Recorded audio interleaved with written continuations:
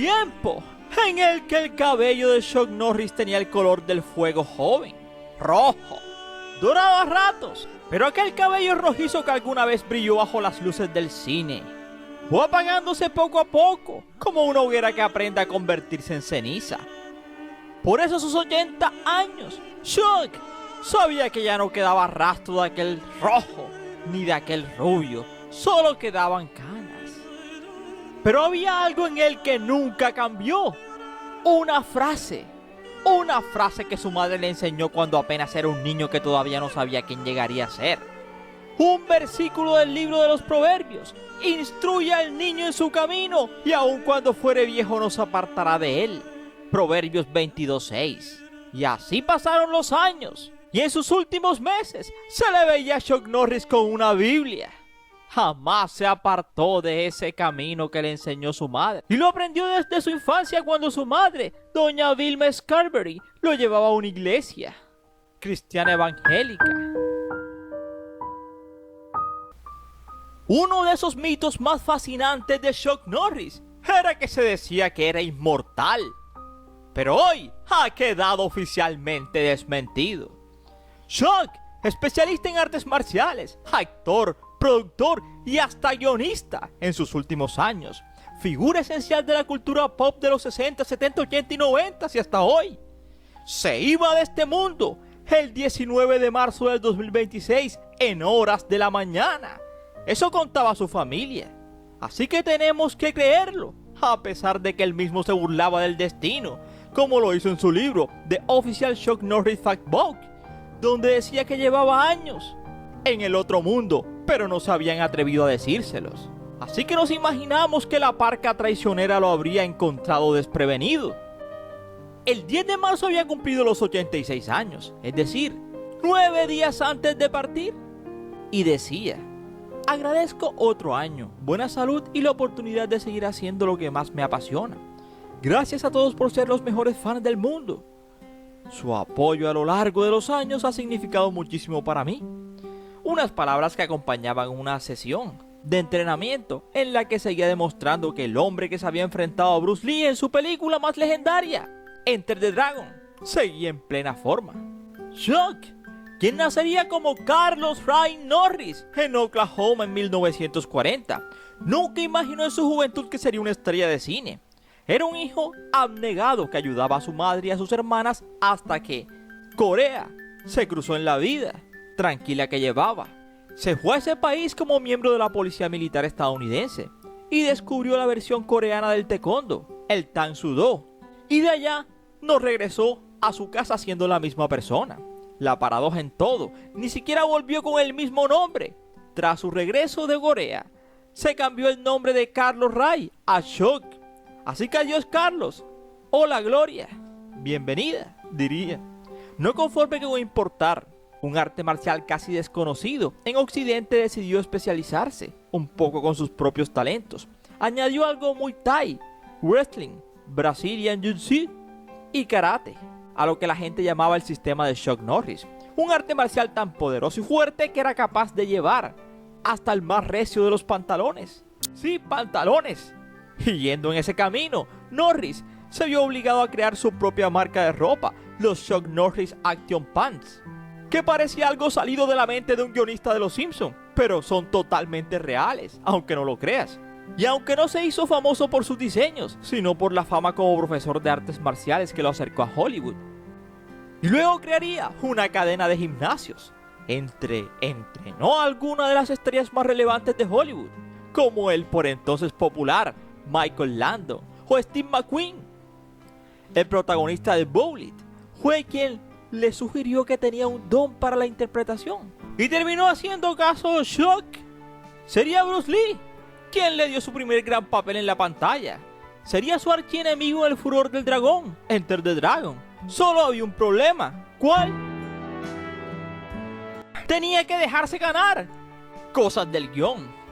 Pero Lee ya era una estrella, y Norris sabía que perder ante él era un pequeño pago por la gloria que sabía que le guardaba. Y acertaba a los 10 minutos que duró la pelea en la película, marcaría la historia del cine y de su vida para siempre. Primero, terminaron siendo grandes amigos, él y Lee. Y segundo, el éxito y la fama le llegaron. Pero antes de todo ello, primero, como ironía del destino, meses después de aquella película, El furor del dragón, él y Steve McQueen portaban el féretro de Bruce Lee tras su trágico perecimiento y sobre todo prematuro. No volvió a perder en pantalla desde entonces, ni fuera de ella. Se convirtió en un ícono de los 80, con su barba pelirroja y su ropa vaquera.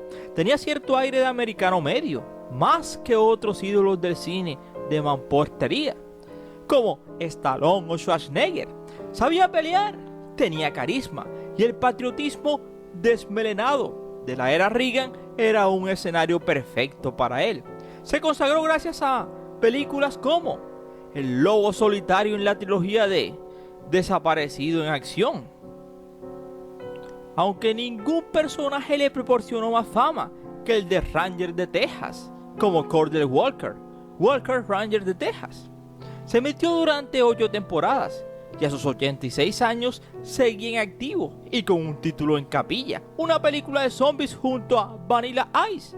Su cine nunca fue el que hace desfilar por las alfombras rojas, pero sí el que conquista millones. Así que podríamos decir de que Chuck Norris no fue solo un aguerrido patriota en la pantalla, fue también en la vida real un luchador. Se enfrentó verbalmente a políticos y a su fervor por el Partido Republicano era tan grande, porque si Norris hubiera estado por medio ahora, y no hacía falta que lo aclarase por qué, porque si él hubiese querido, hubiese sido hasta presidente. El presidente Chuck Norris, un ícono de todo el continente americano. Porque, ¿y quién no se vio una película de Chuck Norris? Pero para un hombre fuerte, un amor fuerte. Se casaría con su novia de secundaria, Diane Kai Holechek. Y en 1962, tras 4 años sirviendo en Corea, se instalaron en California. Les iba bien a ambos económicamente y así decidieron tener familia. Y así nació Mike y luego Eric.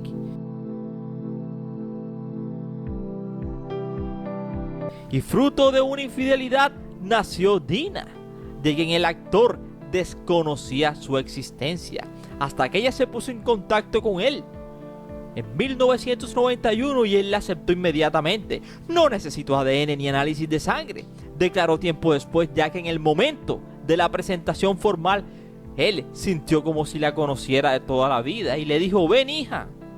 Pero el punto de inflexión en la vida de Chuck Norris sería en 1988, cuando se divorciaba de aquel amor que parecía eterno. Y de eso daban cuenta las fotografías del 88 y las caras recias, en contraste con la fotografía unos años antes de divorciarse, dando cuentas que el amor ya se había ido.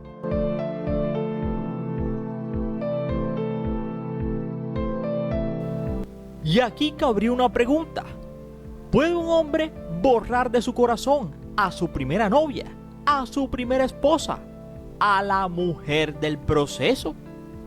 Y la respuesta es sí, y tiene nombre y tiene apellido. Y eso fue en 1997, mientras compartían una cena con otros amigos, y allí nació el amor. O bueno, eso creo.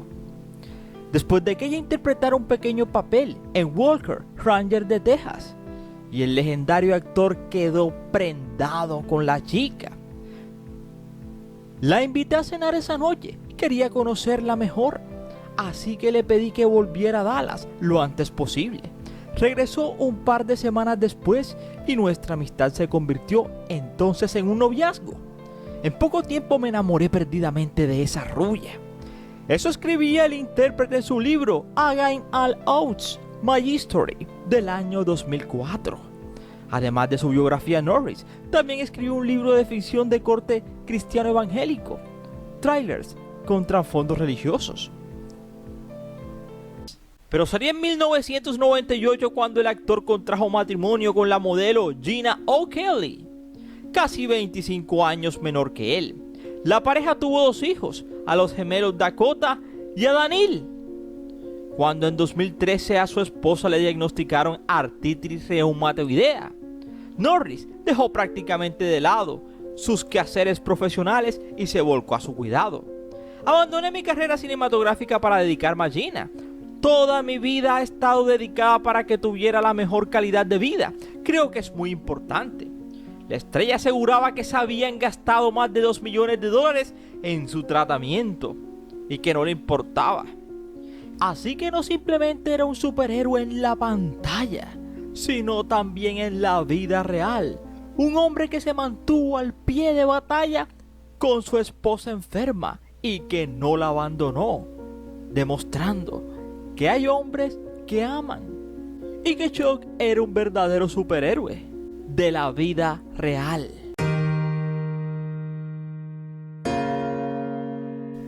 Autor de numerosos libros de artes marciales, ya que además fue especialista en Jiu-Jitsu brasileño.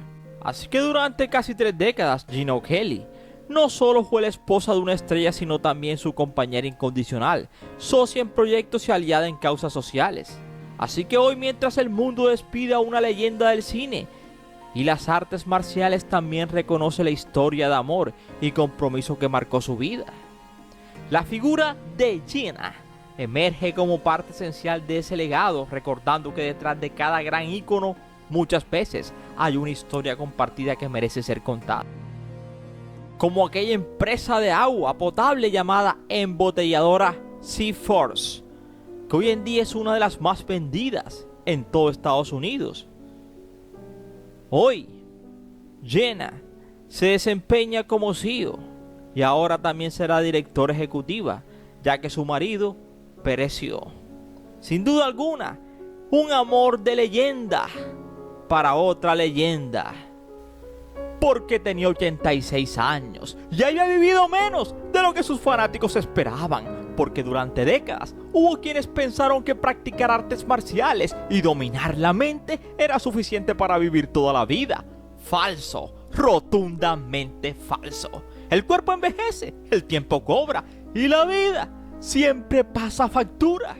Y al final, no hubo pelea, no hubo última batalla, no hubo escena épica, solo un cierre discreto, como si la vida dijera: ya luchaste suficiente. Porque incluso los más fuertes, incluso los que más parecen invencibles, incluso los que el mundo convierte en leyendas, también se van. Pero eso sí, que quede claro, no fue derrota, fue simplemente que por primera vez en su vida, Chuck Norris decidió no pelear.